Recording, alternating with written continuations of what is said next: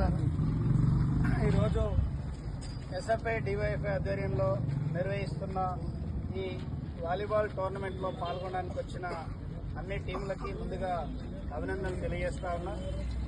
SFI DYFI విద్యారంగంలో ఏదైనా సమస్యల మీదనే కాదు, టోటల్ వ్యవస్థలో వస్తున్న సమస్యలపైన పోరాటం చేసే క్రమంలో యువతలో ఉన్న అదేవిధంగా విద్యార్థుల్లో ఉన్న సృజనాత్మకతను వెలికితీయడం కోసం వివిధ సందర్భాల్లో క్రీడలు నిర్వహిస్తూ ప్రోత్సహిస్తున్న పరిస్థితి ఉన్నది. అందులో భాగంగా ఆలయంలో నిర్వహించడం అభినందనీయం. ఇవాళ విద్యార్థులుగా మిమ్మల్ని మేము కోరుకునేది, ఇవాళ లెఫ్ట్ ఆర్గనైజేషన్స్ కానీ లేదా ఎస్ఎఫ్ఐ డివైఎఫ్ఐ ఇంతకుముందు సార్ చెప్పినారు, ఇవాళ అనేక యూనివర్సిటీ కేంద్రాల్లో ఎస్ఎఫ్ఐ ఇవాళ విజయకథను ఎగరవేస్తా ఉన్నది. ఢిల్లీ యూనివర్సిటీ కానీ, మన జరిగిన హైదరాబాద్ సెంట్రల్ యూనివర్సిటీ కానీ, లేదా ఎక్కడ చూసినా ముఖ్యమైన యూనివర్సిటీలలో ఇవాళ ఎస్ఎఫ్ఐ గెలవడానికి కారణం చదువుకున్న విద్యార్థులు, పిహెచ్డి స్కాలర్స్, కొద్ది మేధావి వర్గం అంతా కూడా ఈ వ్యవస్థ పైన పనిచేస్తూ నికరంగా నిలబడి వామపక్ష భావాజాలంతో ఉన్న విద్యార్థులు అందులో ఎస్ఎఫ్ఐ ముందుండి పనిచేస్తుందని చెప్పి అట్లా ప్రోత్సాహం అందుతా ఉన్నది.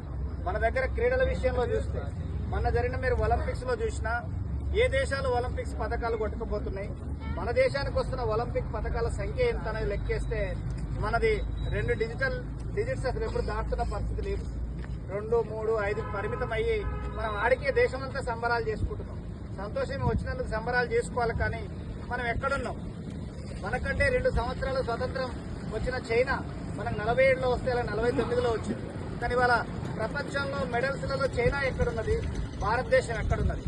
ఇవాళ క్యూబా బాక్సింగ్ పోటీలలో క్యూబా దేశం ఎన్ని పథకాలు కొట్టుకోబోతున్నది, లేదా మనకి ఎన్ని వస్తున్నాయి?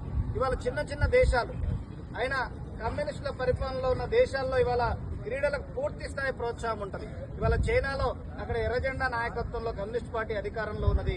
పోయినా మనం ఒలింపిక్స్ లో చూస్తే ఎక్కడ ఒలింపిక్స్ పథకాలు చూస్తే వాళ్ళు సెంచరీకి దగ్గరలో ఉంటారు. 1-2 అయితే 100 కొట్టుకునే పరిస్థితిలో వాళ్ళు ఉంటారు.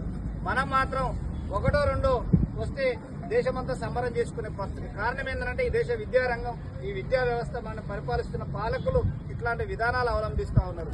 ఇవాళ కనీసం పీఈటీ పీరియడ్ లేని పరిస్థితి పోయింది. ఏదైనా ప్రైవేట్ స్కూల్లో పోయి చదువుకున్న దగ్గర పోతే అసలు ఎట్లుంటాయో అర్థం కాని పరిస్థితిలో ఉన్నది. క్రీడలకు ప్రోత్సాహమే లేకుండా పోయినది.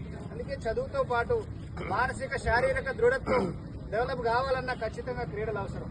అందుకే అట్లాంటి ప్రోత్సాహాన్ని ఎస్ఎఫ్ఐ ఇస్తున్నది, డివైఎఫ్ఐ ఇస్తున్నది. మన విద్యారంగంలో కూడా స్కూల్ స్థాయి నుంచి మొత్తం హై స్కూల్ మొదలు పెడితే జాతీయ స్థాయి దాకా ఇట్లాంటి క్రీడలకు ప్రోత్సాహం ఇవ్వాల్సిన బాధ్యత ప్రభుత్వాలపైన ఉన్నది అని చెప్పి గుర్తు చేస్తూ ఈ క్రీడలు నిర్వహిస్తున్న పరిస్థితి ఉన్నది.